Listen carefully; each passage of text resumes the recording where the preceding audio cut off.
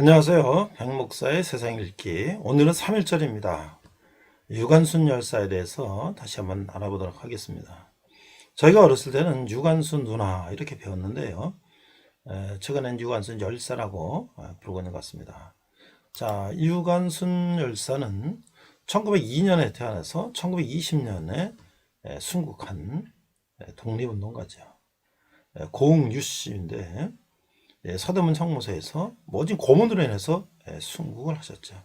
1916년에 공주에서 선교활동하던 감리교 선교사 부인의 추천으로 이화학당 보통과 3학년에 장학생으로 편입했고 1919년에 이화학당 고등부에 진학하였는데 3.1절 운동에 참여해서 이제 참여하게 되었고 그 다음에 이제 총독부가 이화여고에 폐교를 내리고 휴교령을 내려서 천안 고향으로 내려와서 만세시에 참여하다가 이제 형을 받고 이제 형무소에서 1920년 9월 28일에 순국했던 인물이죠. 1962년에 대한민국 공구훈장 독립장이 추사됐고 1996년에는 이화여고에서 명예졸업장이 추사됐다.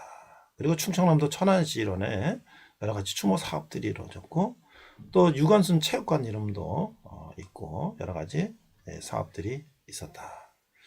자, 그런데 본가는 유씨인데 류냐 유냐 뭐 이런 것들은 이제 정치내라든지 여러 가지 호적법이라든지 이걸 통해서 유관순으로 이렇게 부르는 것으로 이제 되어 있는 것 같습니다. 자, 초기에는 이제 원래 충청남도 목천 이동면 지령리에서 아버지 유중건 어머니 이소재 삼남일녀로 태어났고요. 그래서 이제 공주에는 영명여학교에 2년간 교육을 받았다. 그러다가 이제 선교사님의 추천으로 이화여고에 이화학당에 들어가게 됐고, 그 다음에 이제 19년에 고등부로 진학을 하게 되는데, 이때 기숙사에서 생활하면서 여러 학생들과 함께 공동 생활하면서 이제 학창 생활을 보냈다고 합니다. 그 주일에는 감리교인 정동제일교회, 지금 이제 덕송에 있는 성공회에서 성공회 서울 대성당과 덕송 돌담길을 지나가면 이제 정동제일교회가 나오죠. 거기는 많은 손정도 목사님 등 많은 민족의식을 가진 성직자들의 영향을 받았다. 물론 유관순 열사의 아버지 유중건 선생도 민족의식을 가진 지식인들이었고 크리스찬이었다라고 전해지고 있습니다. 자, 이제 1919년 3.1운동이 일어나니까 이화학당 고등과 1학년인 유관순은 이제 만세에 참가했는데 학교에 휴교령이 내리고 학교가 폐교되자 이제 열차편으로 이제 천안으로 돌아왔다 것이죠. 그래서 이제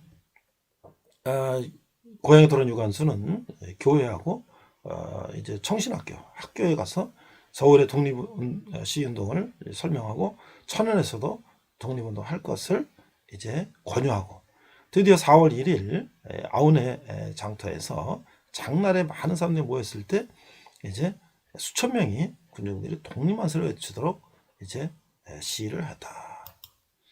자, 그래서 이제 아운의 장터에서 만세 운동으로 인하여 체포가 되었고 이제 일본 헌병들은 아직 미성년자니까 범죄 사실을 밝히고 협자자를 다 얘기하면 선처하겠다 라고 해결했지만 그 제안을 거절했고 이후 협력자와 시위 가담자를 일체 발설하지 않았다. 어린 나이에 참 대단한 그런 의지인 것 같습니다. 자, 그래서 재판을 받고 그래서 천안경찰서 일본 헌병대에 투옥됐다가 다시 공주경찰서 감옥으로 감되었고 그래서 재판을 받고 이제 3년형을 받고 이제 그래서 이제 형을 살게 됐죠. 자, 그 다음에 1920년에 이제 4월 28일에 이제 고종과 순종 이후에 이제 영친왕이 승계를 할 수 있는 영친왕이 일본의 이제 정략적인 결혼 계획에 의해서 일본 왕족인 이방자 여사와 결혼하는 일이 있었는데 그걸 기념한다고 이제 특사로 형이 1년 6개월로 감형이 됐다. 그러나 이제 유관순은 서대문 형무소 복역 중에도 오간에서 감옥에서도 독립만세를 부르고 고문을 당했고 결국 1920년 9월 28일 출소를 하루 남기고 서대문 형무소에서 방광이 파열하는 것으로 옥살을 하게 됐다. 그래서 참으로 안타까운 일이죠. 그래서 결국 유관순이 이제 순국한 후에 이 소식을 들은 이제 이화학당 교장인 프라이어 월터 선생은 형무소 당국에 유관순의 시신은 인도를 요구했으나 거부당했다. 그래서 이화학당의 외국인 교직원들이 유관순의 옥중 사망을 국제 여론에 호소하겠다고 강력하게 항의하니까 서대문 형무소는 마지못해서 월터 교장설에게 시신 인도하고 조용히 장례칠 걸 요구했다는 거죠. 1920년 10월 14일 정동 감리교에서 김종우 목사가 장례를 집례하고 이태원 공동묘지에 이제 안장이 되었어요. 그러나 그 후의 존재는 잊혀졌죠. 유관순의 시신은 이태원 공동묘지에 안장됐으나 1930년 택지 소송 등의 목적으로 이태원 공동묘지를 이장하는 과정에서 무연교묘로 처리했다. 그러니까 이제 1920년에 순국하셨는데 해방까지는 20-30년이 세월이 있기 때문에 그 안에 일제가 이제 여러 가지 택지 사업도 하고 이런 거 하면서 당연히 이제 독립운동가가 순국한 묘를 이장하거나 이렇게 복원하는데 방해를 했겠죠. 안타까운 일이 아닐 수가 없습니다. 자, 마지막으로 유관순 열사의 기도를 우리가 한번 읽도록 하겠습니다. 내 손톱이 빠져나가고 내 귀와 코가 잘리고 내 다리가 부러져도 이 고통은 이길 수 있사오나 나를 잃은 그 고통만은 견딜 수가 없습니다. 나를 바친 목숨이 오직 하나밖에 없는 것이 이 소녀의 유일한 슬픔입니다. 오늘 3.1절을 맞이하면서 우리 유관순 열사를 우리가 생각하며 우리가 정말 나라 민족을 해서 무엇을 해야 될 것인가 생각해보는 그런 시간이 됐으면 좋겠습니다. 이상 백 목사의 크리스찬 세상 읽기입니다. 네, 이번 시간은 분열하고 두 번째 시간으로서 선지자 엘리야와 엘리사의 활약, 유관순 열사에 대해서 말씀을 나누고자 합니다. 자, 본문은 열왕기상 18장 21절 한글과 영어로 우리 자막을 보면서 함께 읽도록 하겠습니다. 열왕기상 18장 21절 엘리야가 모든 백성에게 가까이 나아가 이르되 너희가 어느 때까지 둘 사이에서 뭐뭐 하려느냐. 여호와가 만일 하나님이면 그를 따르고 바알이 만일 하나님이면 그를 따를지리라 하니 백성이 한마디도 대답하지 아니하는지라. 자, 우리 영어 NASB 버전을 보니까 1 Kings 8장 21절 And Elijah came near to all the people and said, How long will you hesitate between two options? If the Lord is God, follow him. But if Baal, follow him. But the people did not answer him a word. 이렇게 돼 있어요.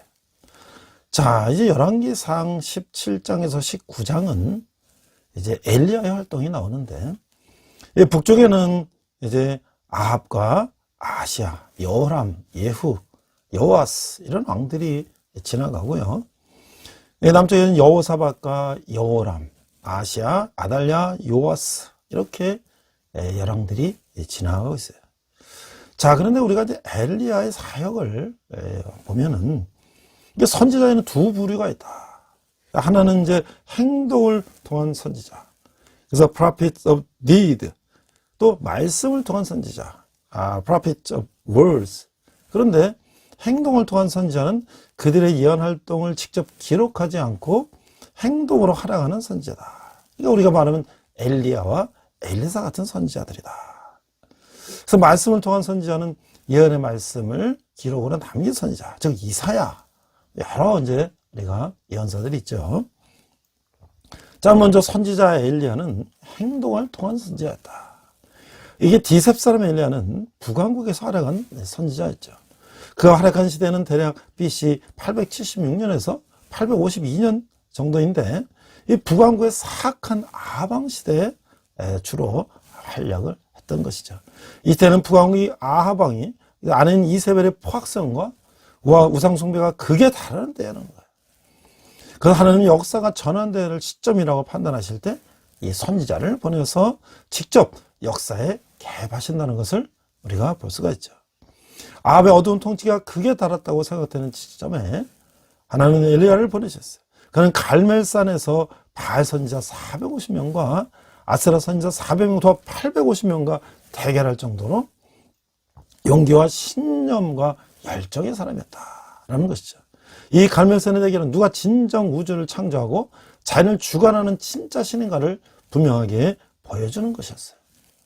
바알 선지자들은 헛된 제사를 위해 자신들의 몸만 상했을 뿐이지만 하나님의 사람 엘리야는 놀라운 기도의 응답을 받게 되는 것이죠. 열왕기상 18장 21절 오늘 본문이죠. 엘리야가 모든 백성에게 가까이 나아가 이르되 너희가 어느 때까지 출사해서 뭐뭇 하려느냐.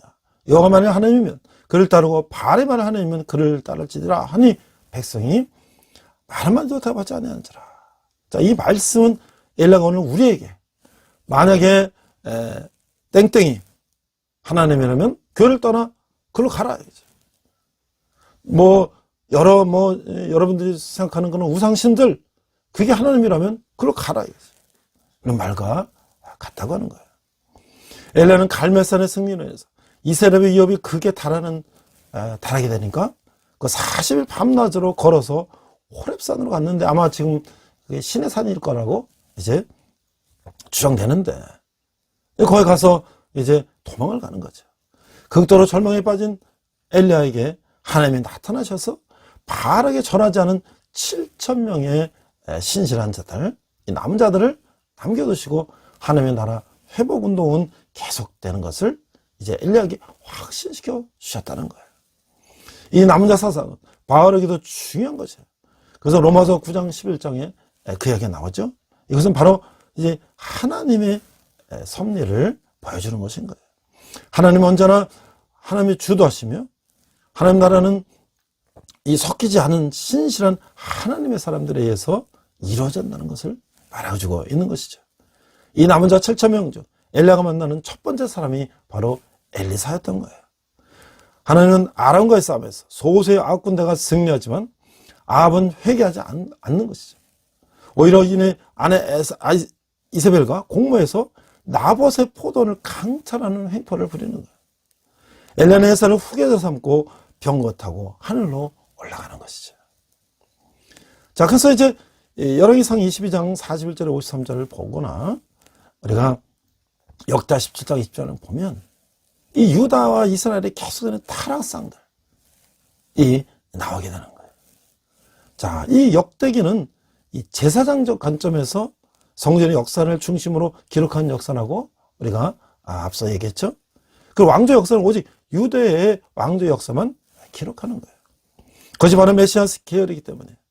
그래서 이 역대기에 보면은 그 유다 왕들의 기록들이 다 정리가 되어 있죠.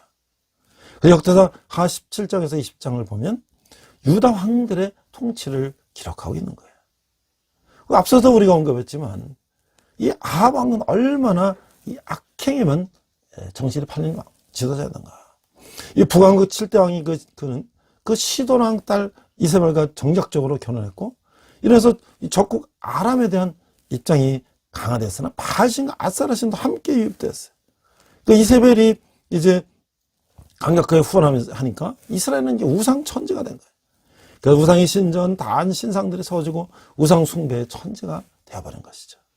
이 진노하신 하나님께서 엘리야를 통해서 가뭄과 기근을 경고하셨는데 결국 이제 갈멜산에서 그 우상 성전 제사장들을 다 멸절시키고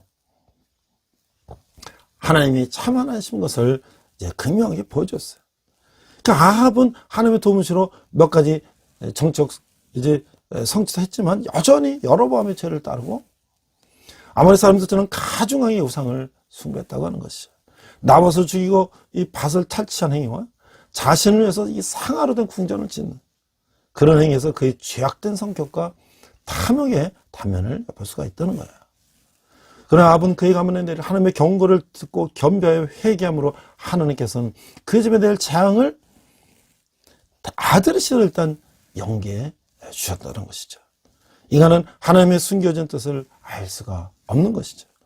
그는 신정국가를 소망했으면서도 하나님을 두려워하고 의지하기보다는 우상의 광신자였던 아내의 포악하고 간교한 충동과 자신의 감정에 지나치게 의존했던 것이에요. 성경은 아합이 전례 없이 여호와께 악을 행하는 데만 정신을 쏟은 부적절한 지도였다라고 말하고 있는 거예요. 그럼 그 안에 이세벨은 누군가? 우상 숭배와 악을 행한 여인이었다. 바알 숭배자 이세벨은 천하의 악한 여인이었을 뿐만 아니라 남편까지도 우상 숭배의 극악을 행하도록 충동한 악한 아내였다. 그녀는 시도너이며 동의의 바알신 선지자였던 옛 바알의 공주였다는 거야. 어릴 적부터 보고 배운 대로 그녀 자신도 바알을 숭배하는데 혼신을 다해서 심히 아직 가증하게 했고 450명의 바알 선자를 자기의 상에서 목했을 정도로 이렇게 챙겼다는 거예요. 금연과 순수를 행했고 남편의 아합을 이끌어 바알을 섬겨 숭배하도록 했다는 것이죠. 그녀의 영역이 얼마나 지대한지 남편 아합은 그녀의 악한 힘을 얻어서 이제는 모든 이스라엘 왕보다 더 하나님의 노를 격발하는 왕이 되었다라고 하는 것이죠. 이세벨은 바알신과 결혼 450명의 바알 선자를 죽인 엘리야를 공공연히 위협했고 그를 죽이기 위해서 군사를 풀어서 찾아다니게 했어요. 남편의 욕심을 채워주기 위해서 백성에게 금식을 선포하고 거짓 증인을 세워 죄 없는 사람 나봇을 정죄한 후 살인하고 나봇의 포도원을 빼앗았다는 거예요. 이에 여호와께서는 아합에게 엘리야를 보내요. 내가 죽이고 또 빼앗았느냐 라고 말씀하시면서 개들이 이세벨을 먹을지라 라고 예언하게 하셨던 거예요. 그 예언대로 예후 왕 때 그녀는 성에서 내던져갖고 개들의 밥이 되는 최후를 맞이했던 것이죠. 또한 그녀의 인도와 도움을 받은 남편 아합도 전쟁에 나가서 우연히 쏜 화살에 맞아 죽게 되는 것이죠. 아합도 개들이 그 피를 핥는 저주받은 죽음을 맞게 되는 것이죠. 한 여인의 악한 이 행동이 한 남자를 망치고 한 나라를 우상숭배로 몰고 가는 부정적인 결과를 가져오게 된 것이죠. 이 남과 북이 분열되는 이런 상황 속에서 악한 왕들이 나오고 백성들을 괴롭히고 하나님을 배반하고 하는 이 시절이 전 세계에도 많이 있었죠. 우리나라는 일제가 강점을 해서 35년 동안 우리나라를 침탈하고 우리 국권을 빼앗고 모든 백성들의 피를 빨아먹은 그 시절이 있었죠. 또 우리가 너무나 잊을 수 없는 35년간의 일제의 강점기를 생각하면 이게 바로 아합과 이세벨의 그 역사가 아니었을까라고 생각하는 거야. 그래서 일본 제국주의들은 그들이 이제 서양에서 배운 그런 과학과 여러 가지 근대 이런 발전을 통해서 그 자본주의와 뭐 여러 가지 이제 그런 경제를 발전하면서 뭔가 이제 그 공급 과잉이 되고 또 새로운 시장의 개척이 필요하고 또 원료가 필요하고 하니까 이제 드디어 그들은 그 힘을 이제 늘 그들이 생각했던 대로 아시아를 점령하는 그런 이제 방법으로 돌출을 찾은 거죠. 그래서 그때 가장 희생이 바로 우리 조선이었다고 하는 거예요. 그래서 그들은 이 시장 개척을 하는 가장 좋은 방법은 식민지를 만드는 거예요. 그러니까 메이지 유신을 거쳐서 일본의 막부 체제가 종식되고 천황과 내각에 의한 중앙 집권적 통치가 이루어지면서 그 열강의 어떤 그런 기술 제도를 받아들여 갖고 산업화가 되고 자본주의가 되고 공급 과잉이 되고 그래서 서구 열강들처럼 그들도 식민지를 개척하게 된 거죠. 그래서 이제 드디어 이제 러시아도 남쪽으로 내려오고 그들은 또 한반도를 침략하고 이렇게 시작이 됐던 것이죠. 명성황후는 이제 흥성대원군과의 이제 갈등 속에서 뭐 친일파를 지원하기도 하고 뭐 여러 가지 그 또 청나라 병력이 들어오고 조선은 완전히 외세의 침입하에 그냥 동래북이 되는 실정이 됐죠. 그래서 이제 1870년 강화도 조약이 생기고 1905년 을사조약이 생기고 1910년에 한일 합병이 되면서 드디어 조선은 그야말로 일본의 식민지가 됐다고 하는 것이죠. 근데 그 일본이 조선을 통치하는 방법이 크게 한 세 가지로 이제 변화가 되는데 1910년 초반에 그들이 한일 합병했을 때 그들은 완전히 무단 통제, 무력으로 조선을 통치하는 것이죠. 그들은 이 전국에 2만여 명의 이 헌병을 전국에다 배치하고 그다음에 조선인들 그 밑에다가 이제 헌병 밑에서 심부름한 사람을 두고 이제 조선의 모든 일반 행정까지 언론 집회 출판 결사의 자유 뭐 즉결 처분권 모든 것을 다 관장하고 조선 총독은 일본군 장군이 하는 아주 이런 정말 악질적인 통치 방법을 조선에다가 했다는 것이죠. 그래서 특별히 이 헌병경찰들은 치안을 할 때 이 조선 독립운동가를 색출하고 그들을 처벌하고 그들을 태형으로 때리고 감옥에 가두고 죽이고 하는 그런 무단 통치를 했다고 하는 것이죠. 그러면서 이제 그들은 조선의 땅을 뺏고 또 산을 뺏고 또 광산을 뺏고 뭐 여러 가지 심지어는 뭐 모든 조선의 어업령, 광업령 모든 것을 다 그들이 다 탈취해 가서 모든 이제 인삼, 담배, 소금 뭐 모든 걸 다 그들이 이제 차지하게 되는 것이죠.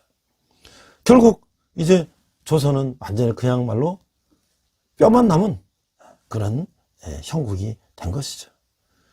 그러니까 조선인들이 이제 참을 수가 없고 그 한계를 견디다 못한 그 시점에 미국의 윌슨 대통령부터 민족 자결주의 정신이 전 세계로 퍼지면서 드디어 이제 조선에도 독립운동이 시작되는 거예요.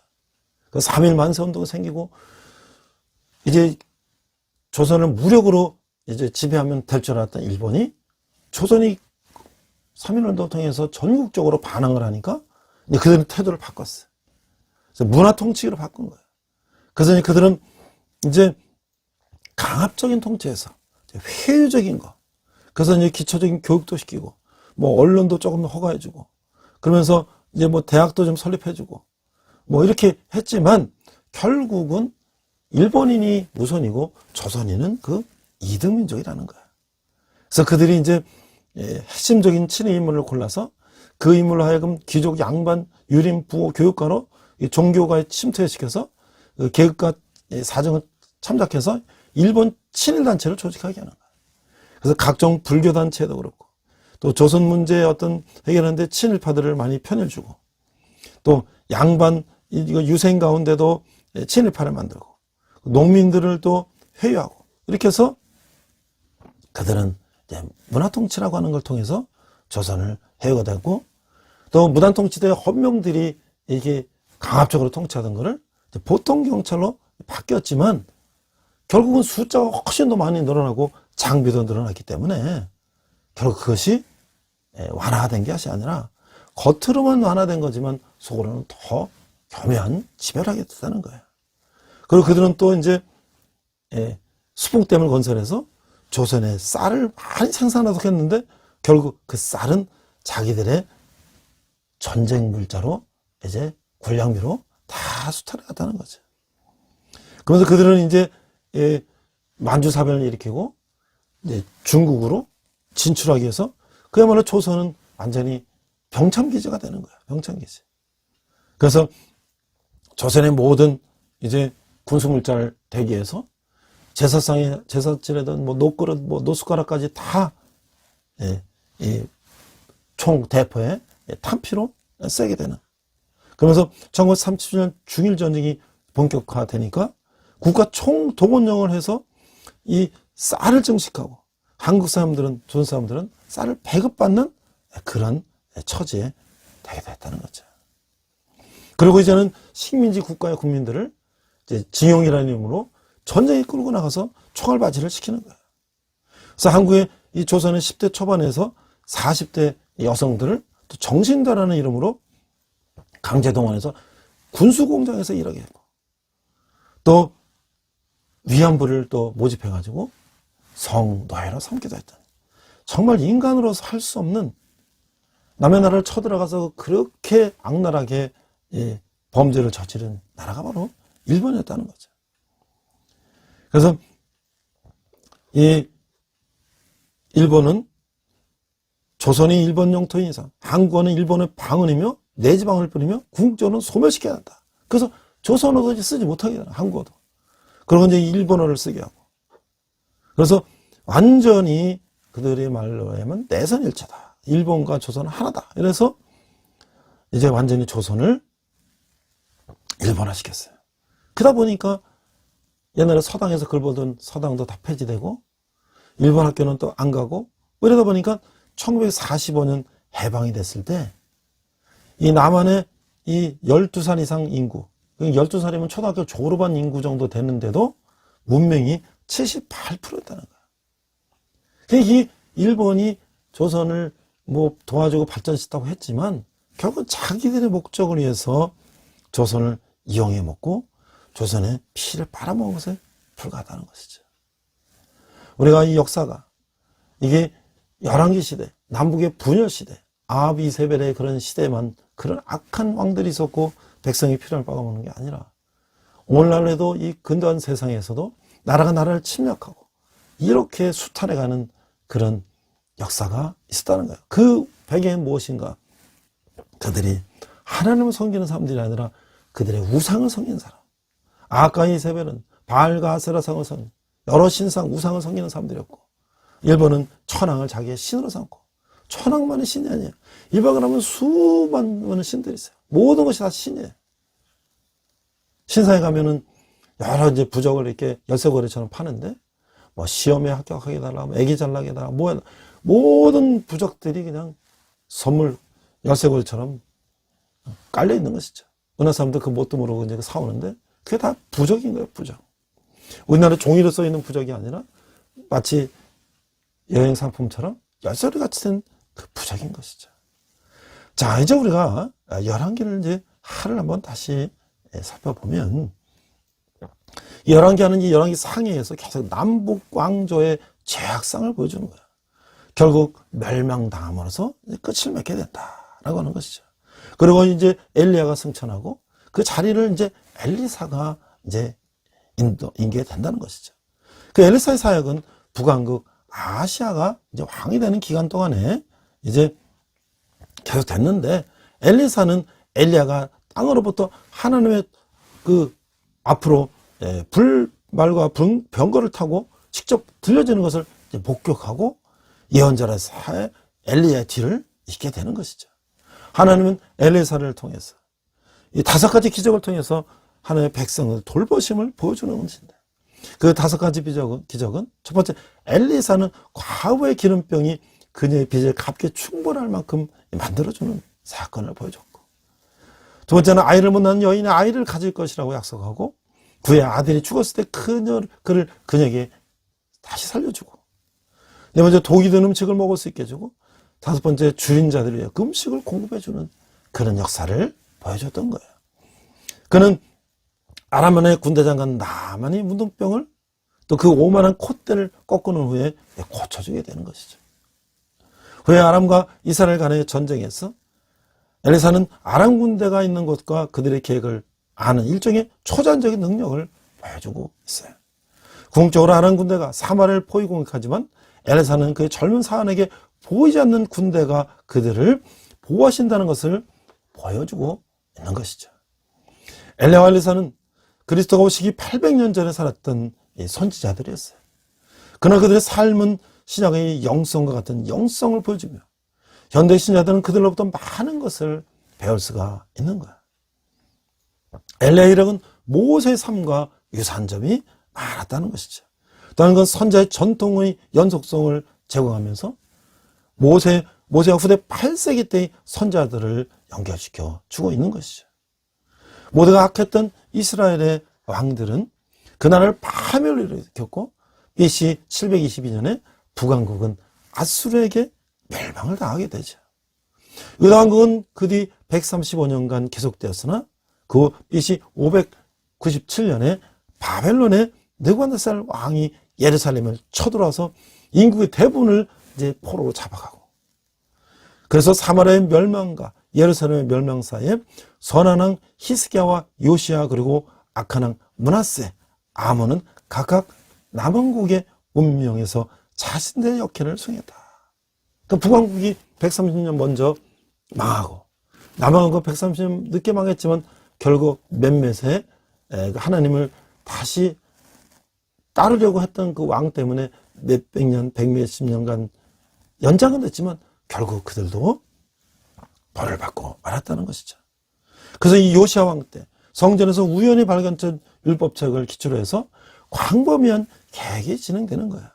얼마나 그들이 성경을 토라를 읽지 않았으면 성전에서 그 먼지 쌓인 율법책을 우연히 발견해서 한다는, 그들이 7년마다 모든 백성들이 율법을 다시 읽고 다 그래야 되는데 그냥 몇백 년 동안 잊혀져 왔던 것이죠. 그 열왕기하 22장 23절에서 이 율법책을 기초로 해서 광범위한 계획이 진행되는 것이죠. 열왕기하 22장 23장에서 이 율법책에 대해서 말하는 것을 비춰볼 때 순종과 불순종의 파괴적 결과, 이 언약 예배의 중심적 위치에 든 이 강조라는 것이 그것은 아마도 신명기였을 것이다 라고 생각되는 거예요. 요시야는 이교 신상들 없애고 하나님의 언약에 대한 그날의 헌신을 새롭게 하며 6월절을 다시 이제 지키게 됐어요. 하지만 예루살렘 멸망 이전에 있었던 마지막 내왕들은 모두 악하고 그로 인해서 그 땅에 여호와의 심판을 피할 길이 없게 되었다라고 하는 것이죠.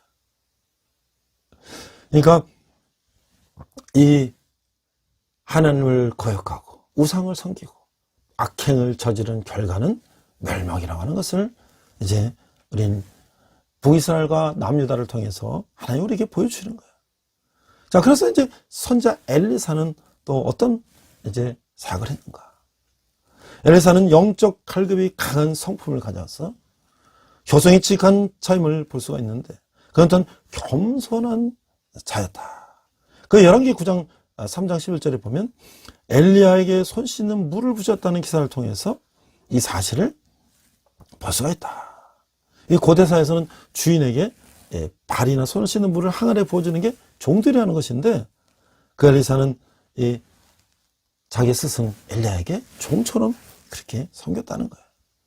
그러나 그는 또 강한 믿음의 소유자며 무소유 무욕심의 사람이 할 수 있다. 그 나아만 장군의 문둥병을 고쳐줬을 때 나아만 장군이 준 선물을 거절했다는 거예요. 그래서 엘리야는 많은 기적을 행했고 구약에서는 그 기적이 그리 흔한 일은 아니었던 것을 우리는 알고 있죠. 엘리사는 엘리야보다 더 많은 기적을 행했어요. 열왕기하 1장에서 10장까지는 17가지 기적이 나오는 것이죠. 그 무덤의 기적까지 합하면 20번 정도의 기적이 일어났고 아마 이 기록되지 않은 기적도 많이 있을 것이다 라는 것이죠.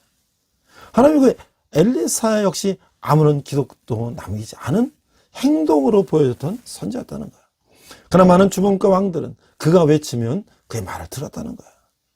열왕기하 2장에서 엘리야가 병거 타고 하늘로 승천하죠.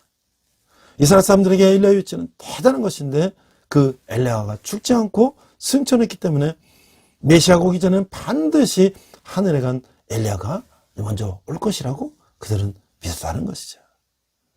우리가 보면 엘리야의 기적은 이 사르밧 가부의 음식이 먹어도 바닥나지 않게 했고 죽었던 가부 아들이 살아나게 했고 하늘의 별이 제단과 희생제물을 불사렀고 아시아의 군사들이 불에 타 죽고 요단강의 물이 이리저리 갈라지는 역사를 우리에게 보여줬죠.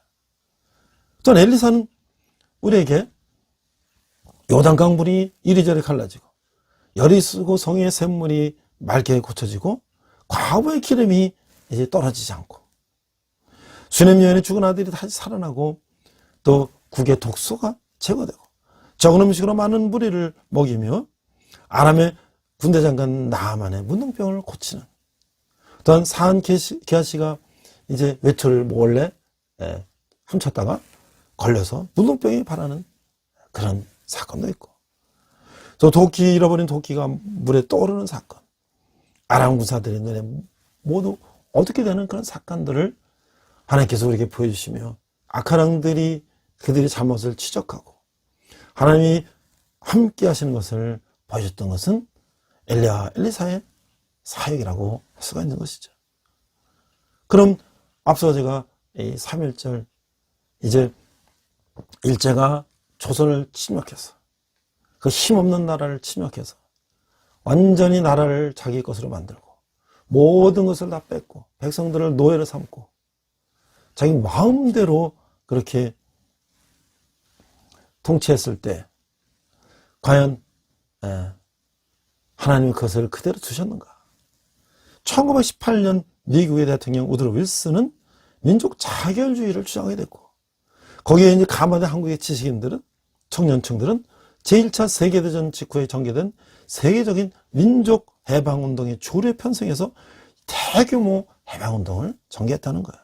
그러나 윤초동 일부 인사들은 이게 잘 안 될 거라고도 염려해도 했지만 1919년 3월 1일 낮 12시 서울의 탁골공원에서 독립선언서를 낭독하고 독립을 선언한 학생들과 청년들은 수십만 명의 군인들과 함께 대한독립 만세를 외치며 온 거리를 힘쓸므로써 3.1운동은 시작된 것이죠. 만사시는 일제의 헌병영철의 무자비한 탄압 속에서도 삽시간에 전국 방방곡곡으로 퍼져나갔고, 이제 간도나 시베리아나 연해주, 미국 지역까지 퍼져나갔던 것이죠. 200만 명이 넘는 민중이 참여하면서 약 2개월에 걸쳐 투쟁하는 동안에 230개의 이 부나 군, 그 당시 행정단이죠. 그런데 229 거의 모든 이 지방자치 단위로 시위와 폭동이 일어났고 1491건의 시위가 벌어지고 160개가 넘는 일제 통치기관이 파괴되고, 또 그리고 4월 말에 접어들어서는 일제의 집단 학살, 고문, 신문, 방어 등 무력 탄압으로 3.1운동은 차츰 사그라졌다. 그래서 우리가 일제가 교회에서 이제 독립운동을 하고 할 때 그 교회를 문을 걸어 잠그고 불을 질러서 사람을 태워 죽이는 그런 악랄한 이제 대응을 했던 것을 우리는 알 수가 있죠. 이 운동으로 정부 수립 운동이 활성화되고 항일 무장 투쟁을 촉진하게 되었고, 또 독립운동의 이념과 방법론이 변화가 돼서 이제 이 다양한 이제 독립운동 이 활동이 이제 시작되었다는 것이죠. 이러면서도 운동의 주도 세력으로 학생들이 민족운동의 중심으로 활동하였고, 농민 노동자 여성 운동이 활성화되는 계기가 되었고, 이제 독립운동이 본격적으로 시작되는데 여기에는 그 사람들이 상당히 중요한 역할을 했었다고 할 수가 있는 것이죠.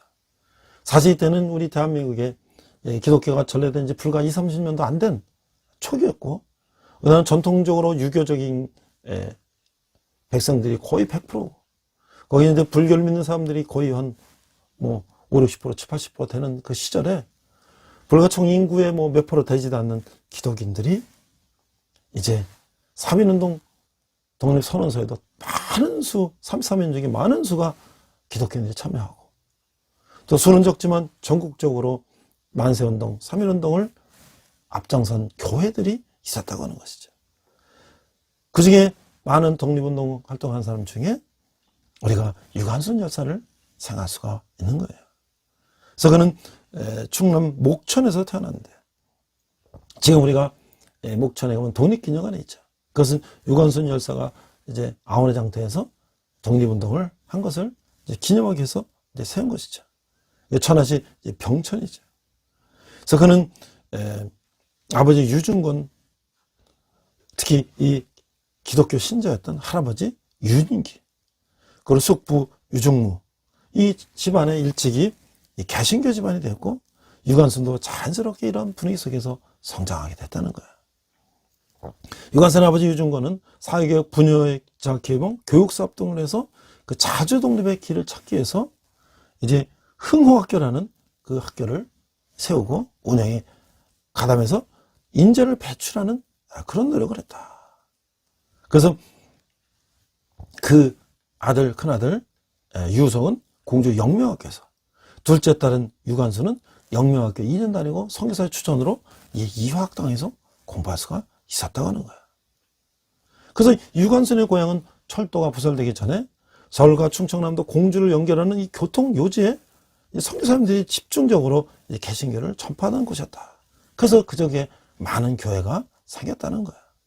그 지령리에도 1901년에 이미 교회가 들어섰고, 1907년에 국제보상운동에서 이 교회가 동참하는 등 애국운동이 일찍이 벌어진 그런 것인데, 그해 11월에 일본군이 방화로 불을 태워서 소실됐다는 거예요. 그래서 유관순의 일가인 그 유빈기는 개별 선교사와 함께 고향에서 개신교를 중흥시키고자 이 1908년 조인원등과 함께 불타버린 진원교를 다시 세웠어요. 그래서 숙부 유중부가 선교사로 교회를 이끌면서 유관순도 5살부터 이 개신교를 접하게 됐다. 그러니까 이 유관순이야말로 어렸을 때부터 그 집안이 다 기독교를 받아들인 집안에서 자라나게 됐다는 것이죠. 그래서 유관순은 1916년 이제 그 교회 자주 오는 이 샤프 선교사의 추천을 받아서 교비 유학생으로 이제 2학당 보통과에 들어갔고, 그래서 같이 친척 언니들과 함께 기숙사에서 생활했다라고 하는 것이죠. 그래서 그해 이제 고등과에 이제 19년에 들어가게 되는데, 그때 이제 오후 3시가 되면 모두 수업을 중단하고 조국 독립을 기원하는 기도회, 토론회, 외국 인사 초청 강연회 이런 것도 있는데 유관순도 거기에 회원으로 열심히 참여했다는 것이죠. 드디어 1919년 1월 20일 고종이 이제 서거를 하니까 학생들이 상복을 입고 이제 휴교하며 정기 모임을 통해서 만세를 부르고 이렇게 했는데, 그때 이제 이학당 학생들이 이제 결의를 해서 3.1절 날 이제 파고다원에서 만세 운동이 일어나는데 그들이 이제 참여해 됐고, 고등학교 1학년 이 유관순은 서명화, 김복순, 김자 등과 함께 5인의 결사대를 결성하고 소복을 하고 기숙사를 빠져나와서 대한문에서 이제 곡을 하고 남문대문을 하는 그 시행을 했다. 여성 이 소녀들이 이렇게 과감하게 일제의 그 정말 그 엄청난 그 감시망을 뚫고 이런 것 때는 놀라운 일이죠. 여기 3월 5일 연합시위가 벌어졌는데 유학당 학생들이 적극적으로 참여하고, 그래서 혹시 학생들이 다칠까봐 이제 학교에서는 문을 잠그고 교사들이 이제 지키고 못 나가게 했지만 그들은 결국 이제 만세를 부르다가 잡혀가고 투옥되고 다는 거야. 이제 학생들이 시위가 심해지자 이제 3월 10일 전국적으로 휴교령이 내렸고, 이제 학생들은 학교를 다닐 수가 없기 때문에 다시 이제 고향으로 돌아와서 고향에서 이제 독립운동을 시작해야 됐다는 것이죠. 서울에서 어떤 지금 일들이 일어나고 있는지를 설명하고 이 고향에서도 독립운동을 하는 것을 추진했다는 것이죠. 그리고 이제 태극기를 만들고 준비하고 해서 드디어 아원의 장터에서 만세운동을 일으켰던 거예요. 그 유관순은 이제 주도자로 체포가 되고 이제 공주 교도소에 수감되고, 그래서 5년형을 받고 이제 다시 서대문 형무소로 이제 수감이 됐다는 것이죠.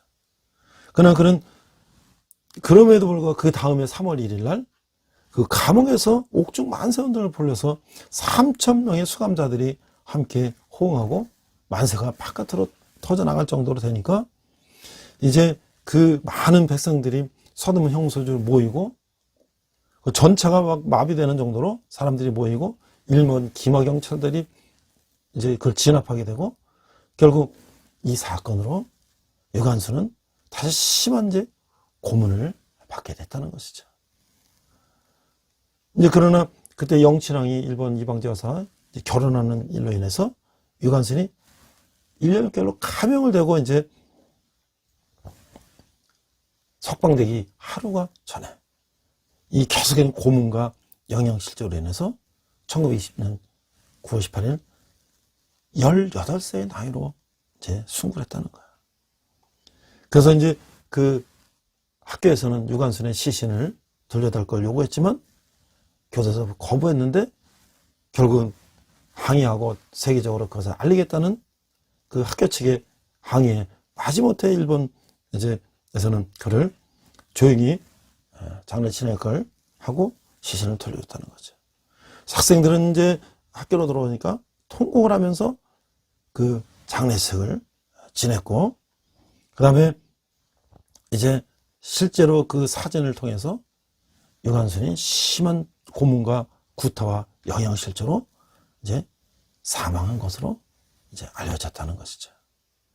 그렇죠. 10월 14일 이학당 측은 정동교회 김종 목사의 주례로 이태원 공동묘지에서 이제 조용한 장례를 지냈고, 결국 이제 그 공동묘지가 개발되면서 묘가 소실이 되었고, 현재는 유관순 생가인 이제 매봉산에 초원묘라고 하는 이제 시신 없는 묘를 세우게 됐다는 것이죠. 오늘 엘리야와 엘리사의 기적을 보면서 아합과 이세벨의 그런 폭정에도 엘리야 엘리사를 통해서 하나님이 보내셔서 그들에게 하나님의 역사심을 보여주고, 또 하나님의 놀라운 계획을 보여주신 것처럼 일본이 천황을 우상으로 섬기고 이 조선을 침략해서 식민지 삼고 백성들을 노예로 삼았지만, 하나님이 독립운동가들 김구, 이승만, 윤봉길, 안중근, 유관순, 수많은 이봉창, 수많은 독립운동가를 이 땅에 보내셔서 일본에게 경고하고 우리 민족에게 희망과 소망을 갖게 한 것을 보면서, 결국 이 세상이 악한 우상을 통해서 권세를 잡은 사단 마귀들이 단기간은 승리하는 것 같지만 결국은 그들은 패방하고 멸망으로 돌아간다는 것을 오늘 우리가 오늘 말씀을 통해서, 또 오늘 세상의 이 역사를 통해서 하나님이 우리에게 보여주고 있는 거예요. 우리가 아직 남북이 분단이 되고 전 세계에서 유일한 분단 국가로서 저 북한의 침략 위험에 항상 우리가 어려움을 당하고 있지만, 하나님께서 끝내 우리를 통해서 하나님 때 하나의 방법으로 통일을 시키시고, 저 북한에서 억압받고 고통받는 굶주리고 있는 백성들, 종교의 차이가 없는 백성들을 구원하실 날이 속히 올 것이라는 것을 우리가 믿고, 그날을 향해서 오늘도 열심히 우리가 하루를 살아가는 저와 여러분 되시기를 주님의 이름으로 축원합니다. 기도하겠습니다. 하나님 아버지, 하나님을 감사합니다. 오늘 악한 왕들이 역사하지만 하나님은 하나님의 선자를 통해서 그들에게 경고하시고 하나님의 뜻이 어디에 있음을 밝혀주신 것처럼, 오늘 우리가 이 땅이 아직도 분단과 어려운 가운데 있지만 하나님께서 우리나라를 세계 선교를 쓰시기 위해서 회복할 날을 우리에게 곧 줄 텐데, 우리가 그 날을 위해서 준비하며, 또 우리가 오늘 내가 무엇을 할 것인가를 생각하는 저와 여러분 될 수 있도록 인도하여 주셔서 감사드리며 예수님 이름으로 기도했습니다.